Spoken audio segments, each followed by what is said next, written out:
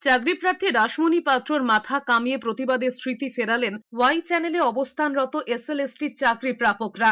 আন্দোলনের হাজারতম দিনে 2023-এ মাথা কামিয়ে প্রতিবাদ করেছিলেন রাসমণি পাত্র। সেই সময় মহিলা চাকরি প্রার্থীর মাথা কামিয়ে প্রতিবাদে জোর চর্চা শুরু হয়েছিল রাজ্য রাজনীতিতে। শুক্রবার ধর্মতলায় ঠিক একই রকম ভাবে প্রতিবাদ করেছেন ধর্মতলায় ওয়াই চ্যানেলে অবস্থানরত 2016-র এসএলএসটি চাকরি প্রাপকরা। তাদের দাবি সুপ্রিম কোর্টের 7 তারিখ শুনানি রয়েছে, কোনোভাবেই যেন 2016-র প্যানেল বাতিল করা না হয় এবং রাজ্য সরকারের তরফে একজন যোগ্য আইনজীবীকে দিয়ে যেন মামলা দাঁড় করানো হয়। যোগ্য হয়েও কেন তাদের চাকরি নিয়ে টানাপোড়েনে পড়তে হবে? প্রশ্ন তুলেছেন 2016 এসএলএসটি পরীক্ষা দিয়ে চাকরি পাওয়াটাই কি তাদের অপরাধ ছিল? শুক্রবার দুপুরে করুণাময়ীতে জমায়েত করেন এসএলএসটি চাকরি প্রাপকরা। মিছিল করে বিকাশ ভবনের দিকে যাবার চেষ্টা করলে ময়ূক ভবনের কাছে ব্যারিকেড করে আটকে দেয় পুলিশ।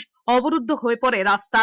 যে ফর্মটা ফিল আপ করার জন্য আমাদের খরচ ছিল 250 টাকা। সে কি জীবনে ভুল করলো? সে তো আরো অন্য কোনো সরকারি চাকরি পাওয়ার চেষ্টা করতে পারত।